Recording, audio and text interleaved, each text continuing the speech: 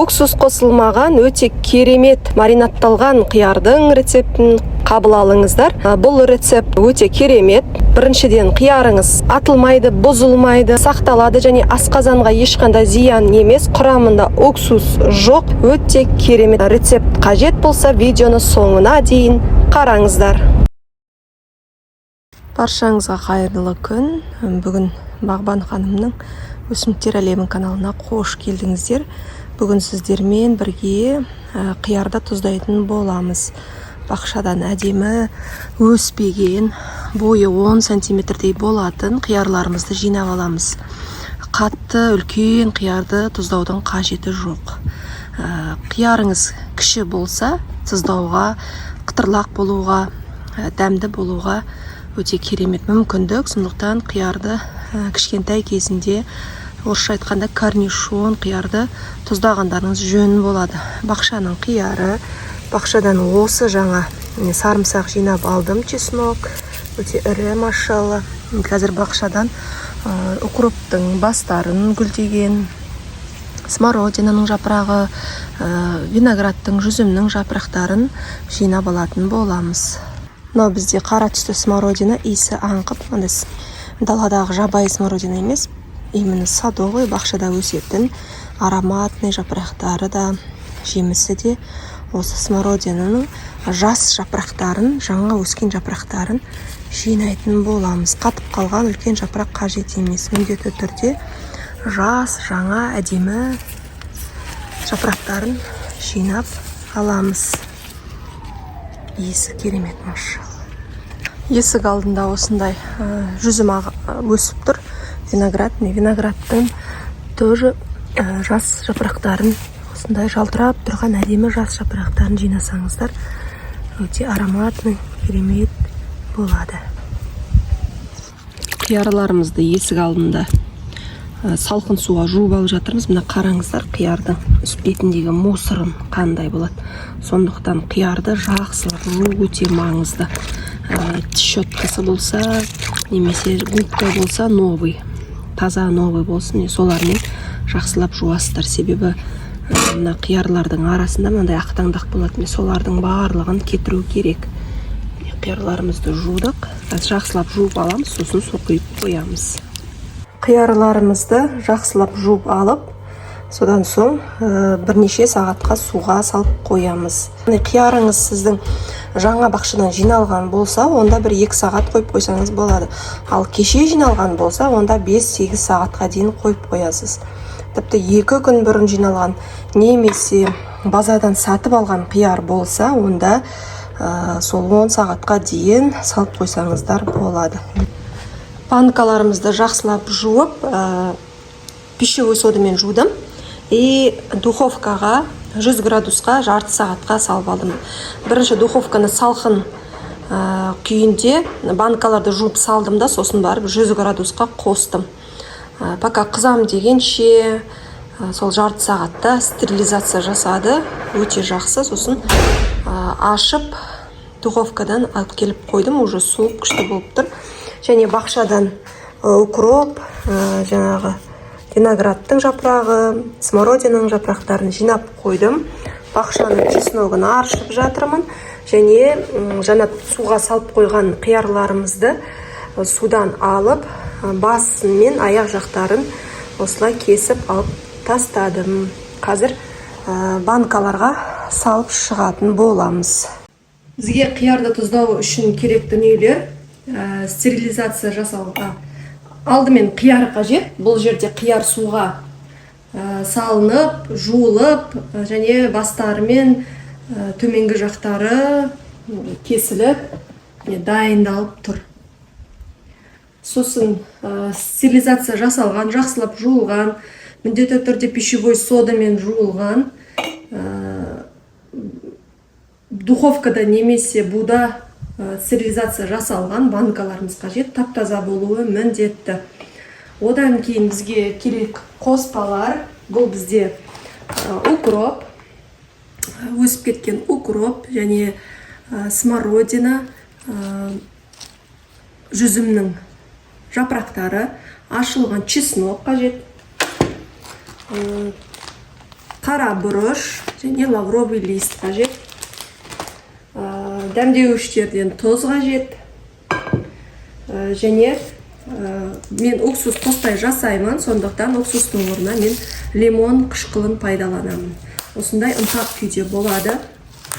Және бізді банкамызды жабатын осындай құрал қажет.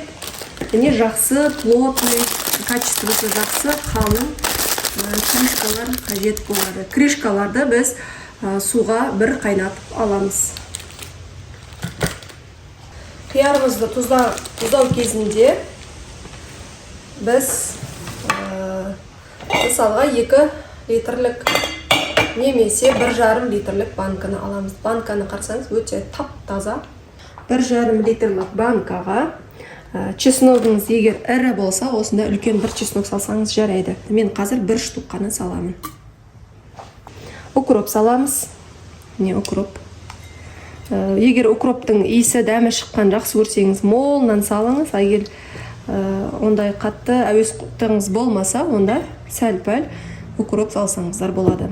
Көбінесе рецепт бойынша ешқандай жазылмайды, укропты зонтиктеп жазып қояды, бірақ әркім өзінің қалауынша салады. 1,5 литрлік банка болатын болса, мынадай бір үлкен салсаңыз, және қасына кішкене екіншісін салсаңыз болады. Енді банкамызға жақсылап қиярларымызды орналастырып шығамыз. Жай ішіне тастай салсаңыз да өз еркіңіз, немесе әдемілеп салам десеңіз де ол өз еркіңізде. Мен енді әдемі болып тік болып тұрған жақсы көремін, қақиып, сондықтан мен осылай әдемілеп саламын. Тағы бір ескеретін жайт, қиярдың қатты үлкен болғаны дұрыс емес. Ол қатырламайды және дастарханға қойған кезде әдемі болмайды. Мен өзім жалпы үлкен қиярлардан тұздағанды ұнатпаймын. Тек қана осындай кішкентай әдемі қиярларды тұздағанды жақсы көремін. Мен тығыздатып саламын. Астыңғы бөлігіне мысалға қиярлардың үлкендеуін салып, бет жақтарына кішкентай қиярды салсаңыздар, сол кезде сіздер мөлшерден ұтасыздар. Үстіңгі жақ бөліктеріне әдейі шағын қиярларды тауып алып салып жатырмын. Міне. Қиярларымызды осылай әдемілеп салып шықтым. Қазір мен сіздерге шамамен қанша қияр кететінін есептеу үшін таразыға өлшеймін. Міне 1 келі 400 болып тұр, я. Енді бір өзі сияқты бір банканы есептейміз. Бұл банка 540. Енді 600 грамм алып тастағанның өзінде 1,5 литрлік банкаға шамамен 800 граммдай қияр кетеді екен. Міне 600 грамм деп алсақ, 1 келі 400-ден 600 грамм алып тастасақ, шамамен 800 грамм қияр кетеді. 1,5. Бүкіл қажеттіліктерімізді біздер салып алдық. Енді мен мына смородинаның жапырақтарын бет жағына салғым келіп тұр. Астына салып жерсеңіздер де болады. Ештеңе етпейді. Мен бет жағына салған ұнатып тұрмын. Міне виноград жапырақтары бар. Бұл да дәміне қарай саласыздар. Міндетті емес, мынанша салу деп. Енді қатты көп салып қоймаңыздар. Емес, смородинаның жапырағын әдейі бет жағына салдым. Енді мен қазір осы дайын болған 1,5 литрлік банкама қайнаған су құйып, крышкасын жауып, 20 минутқа қойып қоямын.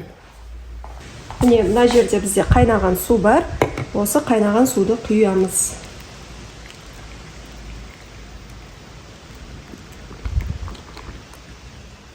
Қарап тұрсаңыздар, где-то жарты литрдей ғана су кетті. Стерилизация жасаған крышкамызбен банкамызды жауып қоямыз. Шамамен 20 минутқа қойып қоямыз. 2 литрлік банкамызды толтырдық. Ішіне шамамен 1 келідей қияр кетті. Қараңыздар, қандай әдемі. Оғанда қазір қайнаған суды құямыз да. бетін жауып 20 минутқа қойып қоямыз.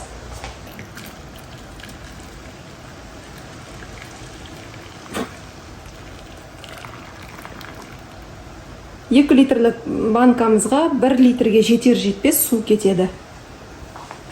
Крышкасын жауып 20 минутқа қойып қоямыз. 20 минут дегеніміз, яғни біздің келесі алдағы банкаларымызға қиярды толтырғанша олар рет-ретімен суи береді.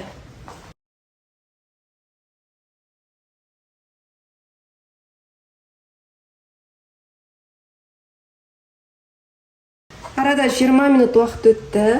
Енді біз банкамыздың суын, маринадын құйып аламыз.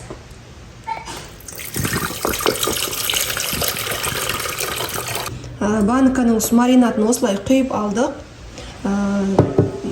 Бірінші жасайын деп тұрмын, мен маринатты әдетте құйып алып, қайтадан осыған бүкіл тұздың, шекерін салып барып қайнататын едім. Енді осы жолы мен маринатты қалай деп шештім. Бірінші құйған ыстық суды төгіп тастаймын деп шештім. Екінші суды құям деп шештім. Міне мынадай маринат болды. Енді осы маринатты дәл осындай қазір кипяток құйып аламын. Міне қайнаған су құйып алдым. Енді қайнаған суға рецепт бойынша мен 1 литрға 2 ас қасық тұз саламын, ал 1,5 литрға 1,5 ас қасық тұз саламын. Мен 2 литрға 2 ас қасық және 1,5 литрға 1,5 ас қасық тұз салдым. Шекер салатын болсаңыздар, осы кезде шекер салуларыңызға болады. Ал егер шекер салмаймын десеңіздер, ол өз еріктеріңізде. Мен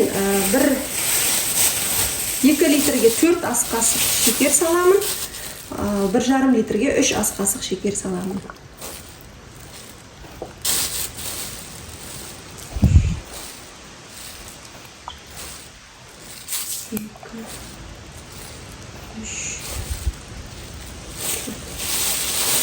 Міне біздің маринатымыз, тұз бен шекерден жасалған маринатымыз. Бұл кәдімгі қайнап тұрған суға жасалды. Қазір осы маринатты бір қайнатып, банкаларға құйып шығамын. Маринат дайын болғанша банкаға біз қажет дүниелерімізді саламыз. Ол қара түсті бұрыш, мысалға 2 литрға 7-8 штук, 1,5 литрға 4-5 штук салсаңыздар болады. Уксус қоспай, лимон қышқылымен жасайтындықтан лимон қышқылын қосамын. Егер 2 литрлік банка болатын болса, жарты шай қасық лимон саламын. 1,5 литрлік болса, онда қасықтың 3/1 бөлігімен лимон қышқылын саламын. Арттағы жаңа дайындап қойған маринаттарымыз қазір шамалдан кейін бұны да төгіп тастайтын боламыз. Менің маринатым қайнады. Енді осыны банкаларға құйып шығамын. Қайнаған маринатымызды банкаларға құямыз. Лимон қышқылын салғаннан кейін қиярдың түсі өзгереді.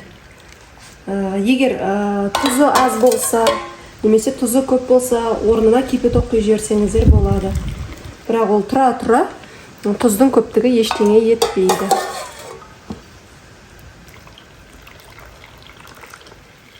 Маринатымызды құйып шықтық. Енді крышкамен жауып, банка жабатын осындай закрывашкамен жақсылап бекітіп жауып шығамыз. Закрывашканың қандай болуы лично өзіме маңызды емес. Кейбіреулер закрывашка жақсы болсын деп жатады. Бірақ мен кез келген закрывашкамен осылай жаба беремін. Бір закрывашкам болды, бір 15 жыл қызмет еткен шығар маған. Анау сынып қалап, сонда да сынып қалса да соны іске асырып, банкаларымды жауып жүрдім.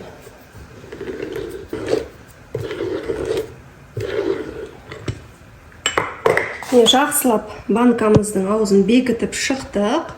Қараңыздар, су ақпайды. Енді осы тұз қиярымызды қалың одеялымен жауып қоямыз.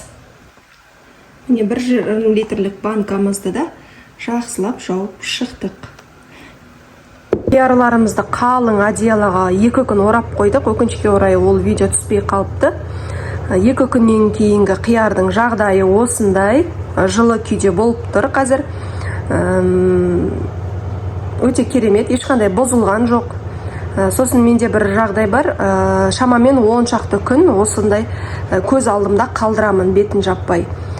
Содан кейін егер қияр бұзылмаса, мутит етпесе, онда салқын жерге алып қоямыз. Қараңғы, күн түспейтін салқын жерге қоямыз.